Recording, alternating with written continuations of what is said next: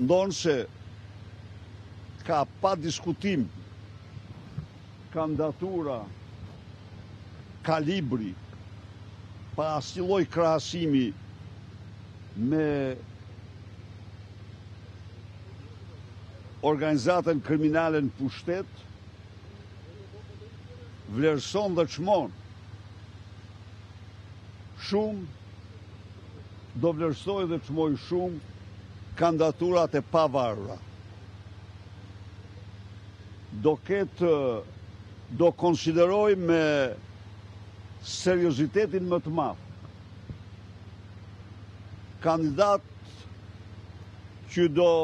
kandidat pavarur, të cilët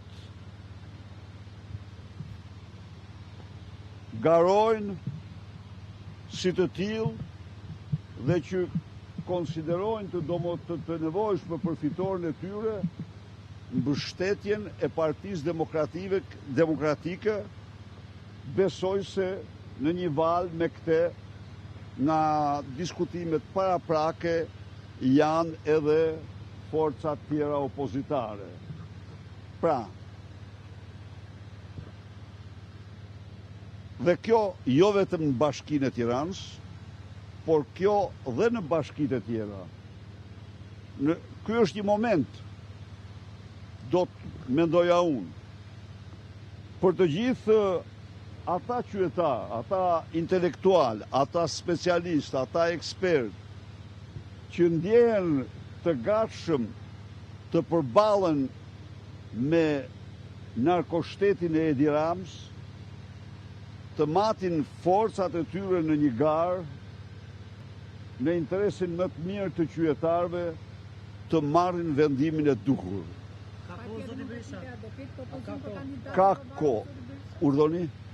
Kemi parë 3 kandidatë të propozuar si të pavarur nga partitë forcat aleate ose forcat opozitare, më saktë. Do ketë Partia Demokratike propozim për kandidat?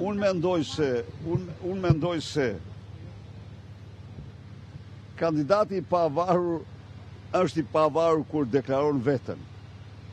Apo së shu.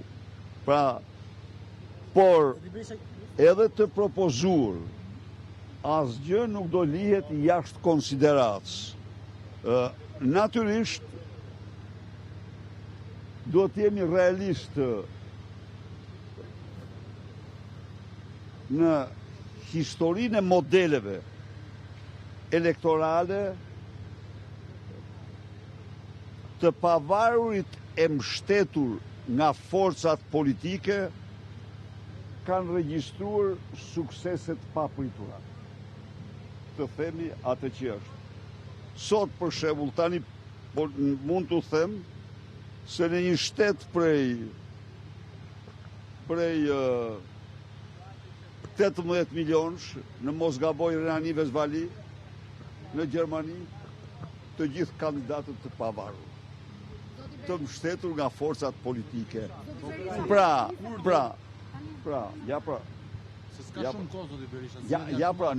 Nuk është kjo. Shiko, vendimi është i vendim jashtëzakonisht i rëndësishëm, i cili i jep një opozicë shqiptare një dimension tjetër. Ai mori, imagjinoni tani, se edhe unë e kam të punën. Ke paraqitja. A e kuptoni ju se çdo njeri tjetër në atë organizat kriminale mund dilte para Ogertës. A e kuptoni ju që Ogert dëshira të fikt kur e mori vesh sepse e din barrën e krimit që ka mbi supe. Pra, a nuk janë këto nata me ditën? A nuk është kjo errësira me dritën dallimi? Ne themi qytetarë, themi personaliteteve të vendit, u themi intelektualve, ekspertve, u themi atyre të cilët ndjehen të gatshëm përballën, të marrin vendimin e duhur dhe ne qëndrojmë të hapur ndaj tyre. Zoti Berisha, për ta kuptuar. Lajmi, më falni minut.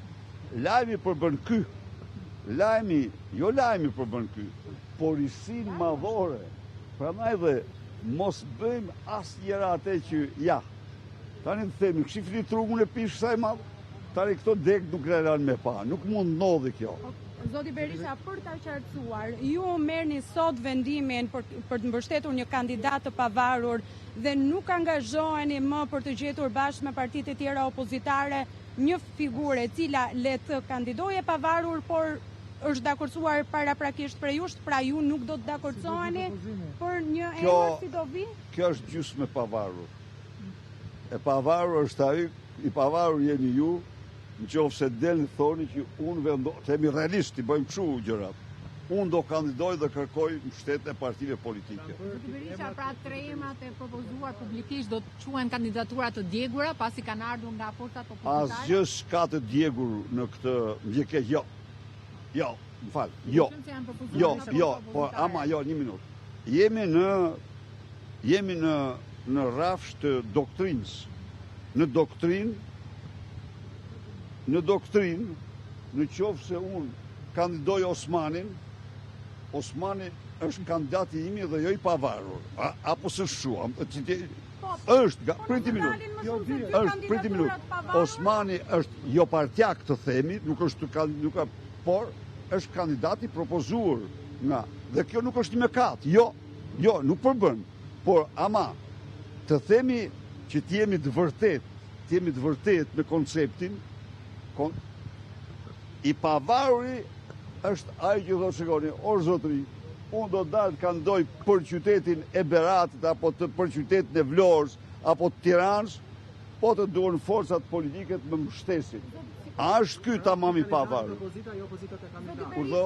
Të vi kandidatit e opozita dhe jo opozitat e kandidatit. Kjo është thelbi. Problemi është, edhe opozita mund të zgjedhë një kandidat që jo partjak të themi,